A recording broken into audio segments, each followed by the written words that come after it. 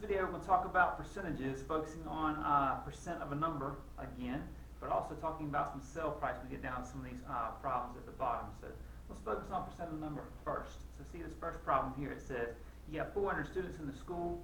If 38% of the students, that's key in terms of how we set this up, were boys, how many boys were there? So 38% of the students was 400. So basically we have 38% of 400. So come back in, make this into a decimal. Remember, when you make percent to a decimal, just take the decimal and move it over 2 spaces to the left. So that's going to be 38 hundredths. Remember, anytime you don't see a decimal in a percent, you know it's always located at the back. So you grab there and go 2 spaces to the left. And then going to multiply by that 400. And when you do, you'll be left with your final answer of 152. So looking at another similar problem. Out of the 345 sheets of construction paper in Mrs. Rainbow's class, 20% is red, 40% is blue. So to find out red, first things first, don't need that 40%, just focus on these two numbers here. So take that 20%, turn it into a decimal by going 2 spaces to the left again. So we use 20% as 20 hundredths. And then multiply that by 345. So that's my setup there. When I multiply those, I'll be left with 69 sheets that were red. Same thing for blue. Grab your decimal, go 2 spaces on over to the left. So that's 40 hundredths times, multiply by that 345 again. So you get the blue sheets. When you multiply these, you'll be left with 138 blue sheets. Checking out number 3. It says only 19% of the 400 students, that's key there, ate the cafeteria food on Monday. So how many students purchased cafeteria food Monday? So over here, you're going to go back in, turn this to a decimal again by going 2 spaces to the left. So you'll have 19 hundredths. Multiply that by the 400 times 400. And if you did that, you'd end up with 76 for your final answer there. So I'm going to skip down here to the bottom and look at a couple of sale price questions. Alright, so let's check out, let's scoot this right about here. Alright, so number 7. Number 7 has 3 different problems inside of it. It says, you got these signs at a sports shop. It says, find each sale price. And so it says 15% off of these skates, and they're regular $97. There's 2 different strategies that you can use to solve this to find sale price. And this is something that you obviously could see, out in everyday life. You're trying to buy something, you have percentages off, especially around, the holidays, things like that. You'll see a lot of people trying to get you to come in their store, offering different discounts and stuff. So we'll go back in and figure out how you can find out sale price. All right, so one way you can do this problem here is the same thing we've been doing so far. So turn the percent to a decimal. So take that decimal, go 2 spaces to the left again, and make that 15 hundredths.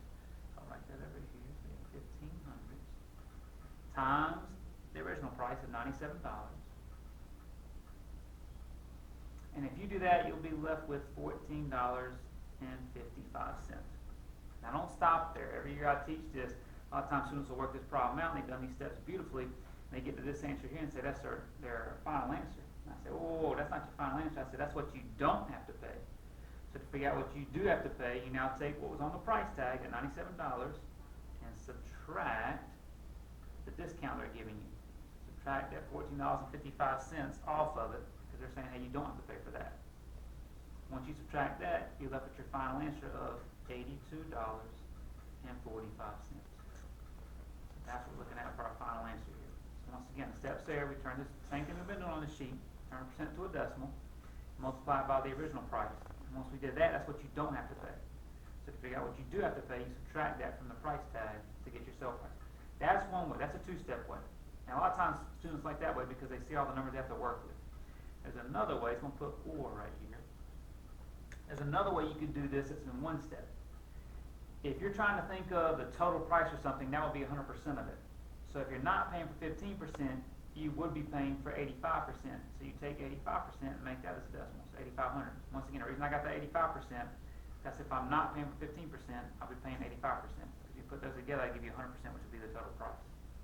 You can multiply that by the sale price, which is 97, and that would take you straight to your final answer. So either one of these methods that you want to use is fine. Most people choose the two-step method because they don't have to do the guessing game and try to find this mystery number. They go ahead and just use the numbers that are given to them in the problem. But the people that want to do just one step, they'll figure out how to figure out this missing percent, and we'll come back in and use that. Let's check this out again for this problem over here. So this middle rectangle. So 25% savings. So if we want to use this first method here, when we use the numbers that we actually see, once again, turn that percent to a decimal. So that's 25% would be 2500. I'll write that down here. Multiply that by the price tag, which is 24 bucks. So if you multiply that, that tells you $6 is what you don't have to pay. Remember, 25% savings means they're going to take $6 off of the price tag. So to figure out what you do have to pay, you take that price tag, which is 24, and subtract the $6 you don't have to pay. And if you do that, you're left with $18. So that's the two-step method. I'll put in or. Because if you want to do the one-step method, think about it once again. 100% is the total price. So if you're not paying for 25%, you are paying for 75%. So instead of using 25% here, in other words, 2,500 as a decimal, you just do 7,500, which would be 75%. Multiply that by 24. And if you do that, it takes you straight right on back to the answer, which is 18. So in that scenario there, once again, we got the 75% because we said 100% is the total price. You're not paying for 25%, so you are paying for 75%. So 7,500 times 24 takes you right to that 18. Okay, I want you to pause the video. I'm going to have you try, let's see, we've done 1, 2, and 3, and 2 boxes of 7. So I want you to do the final box of 7, and then try 4, 5, and 6. 6 has some similarities to these boxes of 7 for the first part. In the second part, there are different ways to solve that. So take a second, pause this video, try 4, 5, 6, in this last box of 7.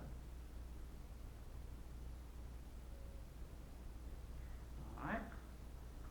Nope, wrong one. There we go. So this is what you should have got for these problems. So notice on number 4, it'd be 2,500 times 76 to give you 19 for your answer. Number 5, you got 35 times 1600, which gives you 21 for your answer. Now number 6, there was different ways to do this here, similar to these boxes that we had at the bottom. If you're trying to find sale price here, in other words, how much you paid for the pizza, you could do 25% would be 2,500 times 12. That means you don't pay for $3. To figure out what you do pay, if it costs $12 for this pizza, 12 minus 3, to see $9 what you're going to be paying. That's one way. The other way you could do it, go back in. If you're not paying for 25%, you are paying for 75%. So 7,500 times 12 will give you 9.